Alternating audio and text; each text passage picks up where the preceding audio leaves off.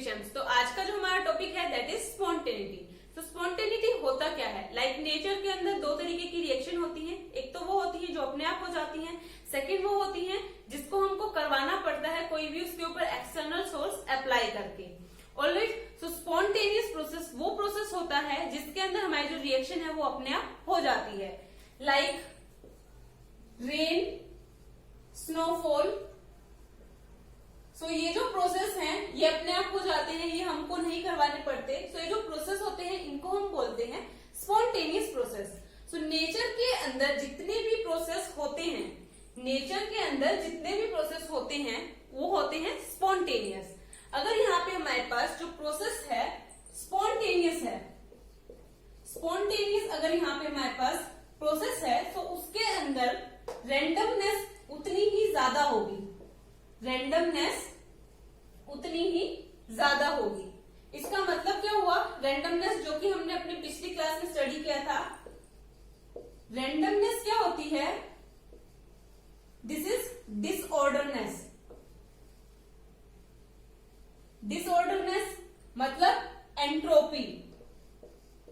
Entropy, entropy जिसको हम यहाँ पे डिनोट करते हैं एस से। ये हमने अपनी पिछली क्लास में स्टडी किया था। सो यहाँ पे हम बोल रहे हैं कि अगर प्रोसेस हमारा स्पॉन्टेनियस होगा तो वहां पे रैंडमनेस जो है उतनी ही ज्यादा होगी। सो यहाँ पे हम क्या बोल सकते हैं? अगर यहाँ पे हमारे पास रैंडमनेस ज्यादा है, रैंडमनेस अगर मोर है, सो एंट्रोपी भी हमारी क्या होगी? मोर होगी। मतलब यहाँ पे एस की वैल्यू क्या होगी? मोर होगी। बिकॉज जितनी ज्यादा हमारी डिसऑर्डरनेस होती है उतनी ज्यादा हमारे पास एंट्रोपी होती है। ऑलराइट, तो यहाँ पे हमारे एस की वैल्यू जो है ज्यादा है। अब हम यहाँ पे क्या करेंगे? अगर हम यहाँ पे मेजर कर ले एंट्रोपी की वैल्यू तो यहाँ से हमको पता चल जाएगा कि हमारा प्रोसेस स्पॉन्टेनियस है या फिर नॉन स्पॉन्टेनियस है। सो हम अब क्या बोलते हैं? एस जो है दैट इज एंट्रोपी, इसकी जो एब्सोल्यूट वैल्यू है, एब्सोल्यूट वैल्यू इसको हम कैलकुलेट नहीं कर सकते। तो अब आप ये पूछेंगे कि हम एस की वैल्यू तो कैलकुलेट नहीं कर सकते, तो अब हम फाइंड आउट कैसे करेंगे कि ये जो प्रोसेस है वो स्पॉन्टेनियस है या नॉन स्पॉन्टेनियस है? तो यहाँ पे हम क्या करते हैं? हम यहाँ पे फाइंड आउट करते हैं चेंज इन एंट्रोपी। तो change in entropy that is delta S, change in entropy. So change in entropy किसके इक्वल होती है? That is equals to final entropy minus initial entropy. तो ये होती है हमारी चेंज इन एंट्रोपी की वैल्यू। सो यहां से हम निकाल सकते हैं चेंज इन एंट्रोपी। ऑलराइट, सो अब हम यहाँ पे क्या करेंगे? अगर हम ये बोल रहे हैं, फर्स्ट कंडीशन ये है अगर डेल्टा एस की वैल्यू यहाँ पे अगर पॉजिटिव है, डेल्टा एस की वैल्यू यहाँ पे पॉजिटिव है, मतलब चेंज इन एंट्रोपी यहाँ पे पॉजिटिव है, तो जो प्रोसेस होगा वो होगा स्पॉन्टेनियस। एंड सेकेंड कंडीशन ये है अगर यहाँ पे हमारे पास चेंज इन एंट्रोपी की जो वैल्यू है ये अगर नेगेटिव है तो जो हमारा प्रोसेस होगा वो होगा नॉन स्पॉन्टेनियस। ठीक है, तो ये हम किस तरीके से देखेंगे? लाइक हमने यहाँ पे बोला रैंडमनेस जितनी ज्यादा होगी, रैंडमनेस जितनी ज्यादा होगी उतनी ज्यादा हमारी एंट्रोपी की वैल्यू होगी। ठीक है, तो यहाँ पे एंट्रोपी की वैल्यू अगर हमारी ज्यादा है, यहाँ पे हमारी एंट्रोपी की वैल्यू अगर ज्यादा है, ठीक है, तो यहाँ पे चेंज इन एंट्रोपी की वैल्यू भी क्या आएगी? ज्यादा आएगी। अगर चेंज इन एंट्रोपी की वैल्यू ज्यादा आएगी तो यहाँ पे जो मॉलिक्यूल होंगे फ्री होंगे, रैंडम मोशन में होंगे। तो रैंडमनेस अगर ज्यादा है तो प्रोसेस क्या होगा? स्पॉन्टेनियस। तो हमारी ये कंडीशन आ जाएगी। अगर यहाँ पे हमारी change in degree of freedom या फिर रैंडमनेस जो है वो अगर कम है तो यहाँ पे एंट्रोपी की जो वैल्यू है ये भी कम हो जाएगी। अगर ये कम है तो यहाँ पे चेंज इन एंट्रोपी जो होगी वो भी हमारी कम हो जाएगी। डेल्टा एस की वैल्यू क्या आ जाएगी? नेगेटिव। तो हमारा प्रोसेस क्या हो जाएगा? Non spontaneous. और नॉन स्पॉन्टेनियस प्रोसेस वो प्रोसेस होता है जो अपने आप नहीं होता है, हमको कोई भी एक्सटर्नल सोर्स जो है अप्लाइड करना पड़ता है एंड देन वो रिएक्शन प्रोसीड होती है। ऑलराइट, तो इस तरीके से हम यहाँ से ये जो दो कंडीशन लगा रहे हैं तो यहाँ से हमको पता चलता है कि हमारा प्रोसेस जो है स्पॉन्टेनियस है या नॉन स्पॉन्टेनियस है। तो लाइक हम यहाँ पे सबसे पहले एक एग्जाम्पल देखते हैं मेल्टिंग का। एग्जाम्पल देख रहे हैं मेल्टिंग का। लाइक मेल्टिंग में हमारे पास यहाँ पे प्रेजेंट है आइस। आइस प्रेजेंट है, तो ये क्या हो रही है, मेल्ट हो रही है एंड ये कन्वर्ट हो रही है लिक्विड के अंदर, मतलब वाटर के अंदर। हमने क्या किया, एक आइस का पीस लिया और उसको ऐसे ही रूम टेम्परेचर के ऊपर हमने रख दिया, तो वो थोड़ी देर में क्या होगा, ये वाटर में कन्वर्ट हो जाएगा। तो मतलब क्या हुआ, यहाँ पे जो आइस का ये जो पीस था इसका ऑर्डर क्या था, फिक्स था। ये जो ऑर्डर है अभी क्या हो गया, डिसऑर्डर में कन्वर्ट हो गया। जब ये वाटर के जो अलग अलग मॉलिक्यूल हो गए, तो यहाँ पे क्या हो गया, रेंडमनेस क्या हो गई, इंक्रीज हो गई। रेंडमनेस अगर इंक्रीज हो गई तो हमारा प्रोसेस कौन सा होता है, स्पॉन्टेनियस। तो ये प्रोसेस कौन सा होगा, स्पॉन्टेनियस। ऑलराइट, इसी तरीके से हम इवेपोरेशन का देखते हैं। इवेपोरेशन लाइक हमारे पास यहाँ पे कोई भी पॉन्ड या फिर रिवर प्रेजेंट है, तो यहाँ पे हमारे पास रिवर प्रेजेंट है, यहाँ पे बहुत सारा पानी है, ठीक है, एंड यहाँ पे सन प्रेजेंट है। तो यहाँ पे क्या होगा, ये जो पानी है ये अपने आप वेपराइज हो जाएगा और वेपर फॉर्म में कन्वर्ट हो जाएगा। तो ये जो वाटर है ये किस में कन्वर्ट हो जाएगा, वेपर्स के अंदर। तो यहाँ पे हम कोई भी एक्सटर्नल सोर्स जो है अप्लाई नहीं कर रहे, ये जो प्रोसेस है ये अपने आप हो रहा है। तो ये प्रोसेस क्या हो जाएगा, स्पॉन्टेनियस।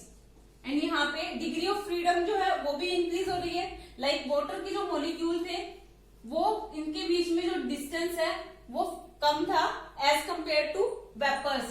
तो यहाँ पे जो ये मॉलिक्यूल्स होंगे ये और भी ज्यादा रैंडम मोशन में आ जाएंगे। तो इसीलिए ये जो प्रोसेस होगा ये होगा स्पॉन्टेनियस। ओके,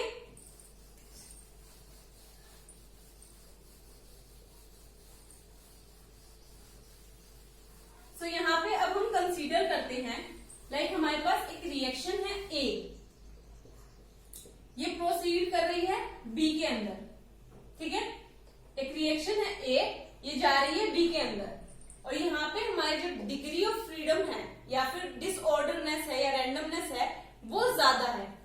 रैंडमनेस यहाँ पे क्या है, ज्यादा है, मतलब एंट्रोपी भी हमारी यहाँ पे क्या होगी, ज्यादा होगी, चेंज इन एंट्रोपी भी ज्यादा होगी। तो यहाँ पे ये जो प्रोसेस होगा वो होगा स्पॉन्टेनियस।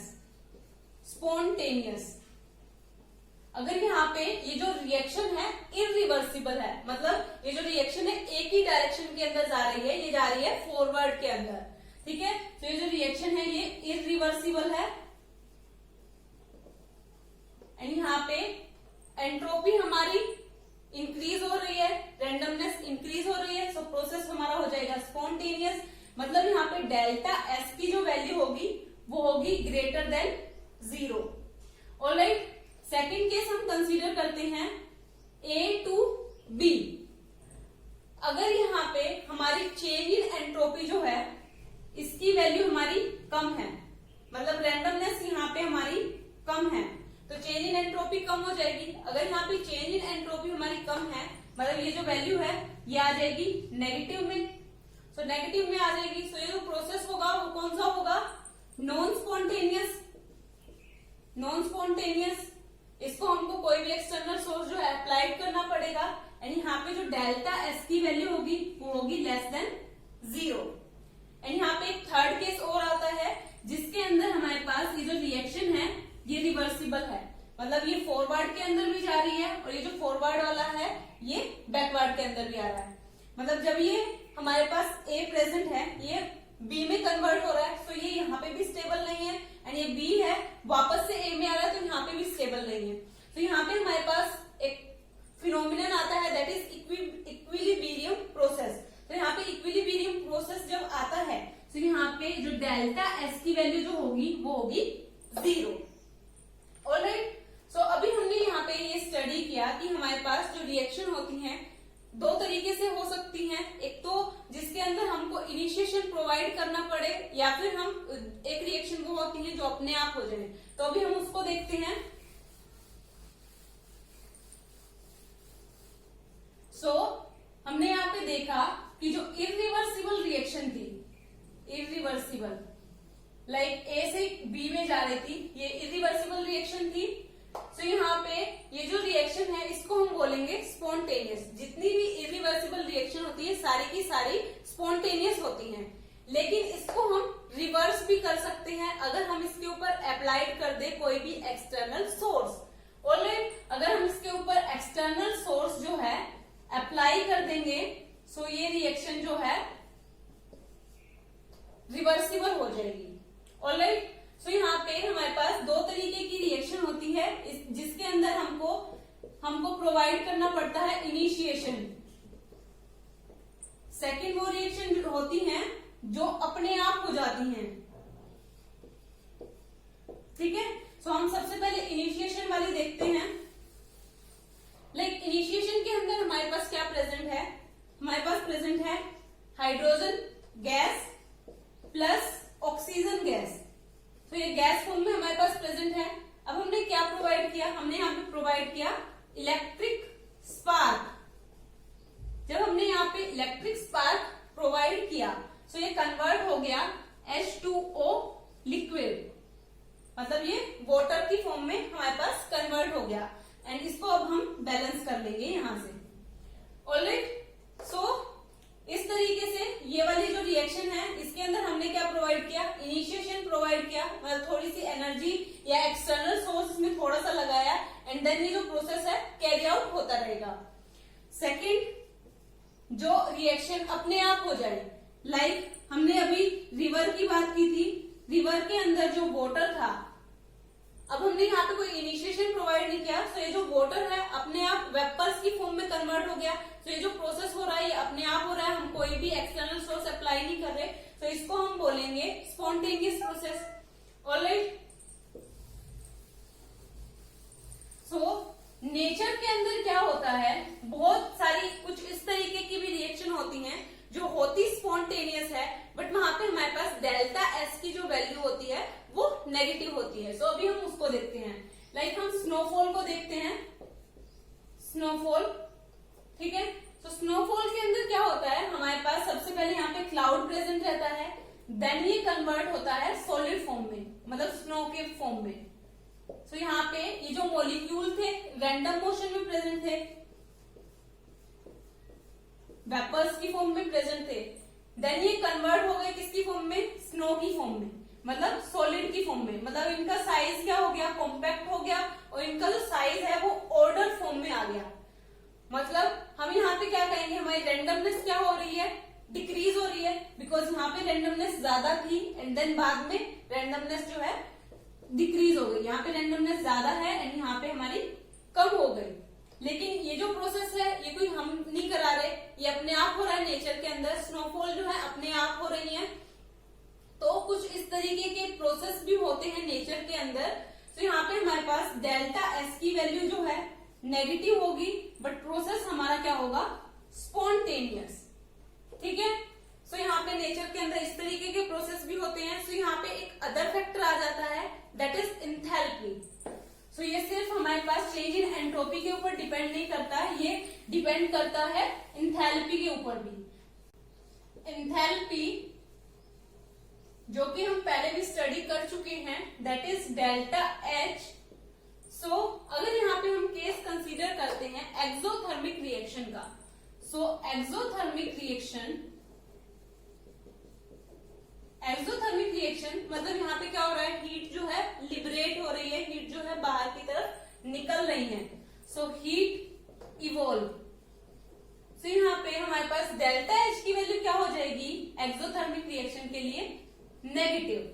तो यहाँ पे हमारे पास डेल्टा एच की वैल्यू आ गई नेगेटिव। अगर यहाँ पे हमारे पास इंथैल्पी जो है, चेंज इन इंथैल्पी जो है डिक्रीज हो रही है, यानी यहाँ पे हमारे पास delta S that is randomness या फिर चेंज इन एंट्रोपी जो है अगर इंक्रीज हो रही है, तो यहाँ पे जो प्रोसेस होगा दैट इज स्पॉन्टेनियस। ठीक है, अगर यहाँ पे हम बोले डेल्टा एच की वैल्यू नेगेटिव है एंड डेल्टा एस की जो वैल्यू है ये है पॉजिटिव, तो ये जो प्रोसेस होगा दैट इज स्पॉन्टेनियस। ठीक है, ये प्रोसेस कौन सा हो जाएगा, स्पॉन्टेनियस प्रोसेस।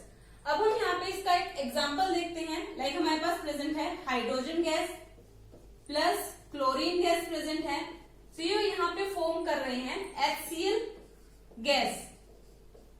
ठीक है, हम इसको बैलेंस कर देते हैं। सो 1/2 एंड 1/2 आ जाएगा। सो ये बैलेंस हो गई।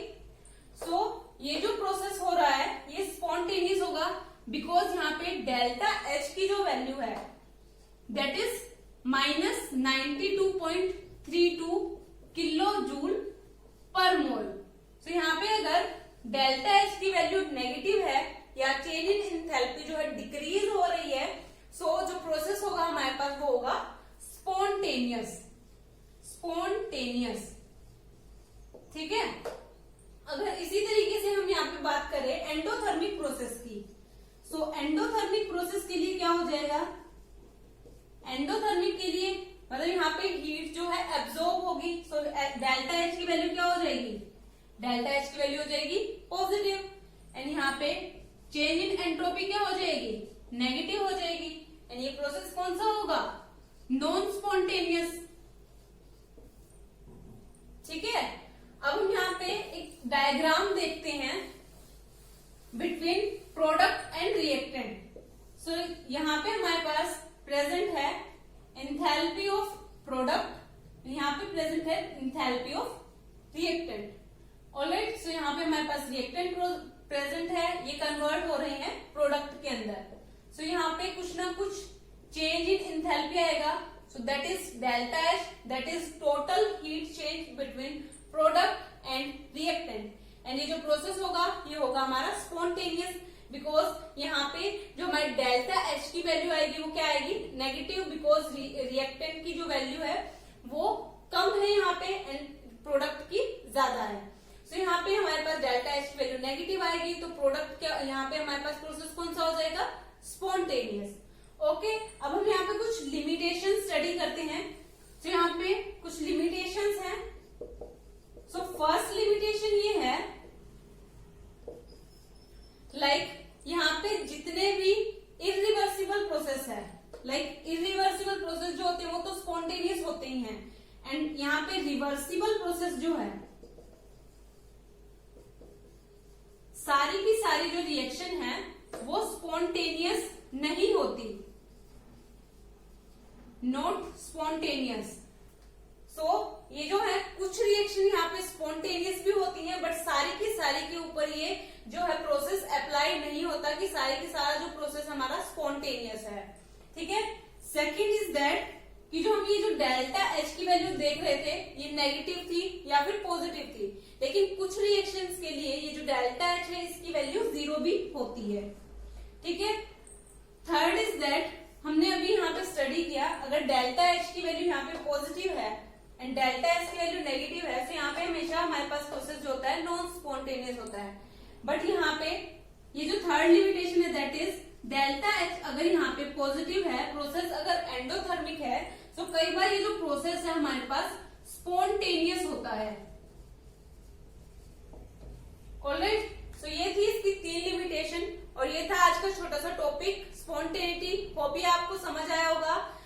Do like, share and subscribe to my channel. Thank you so much.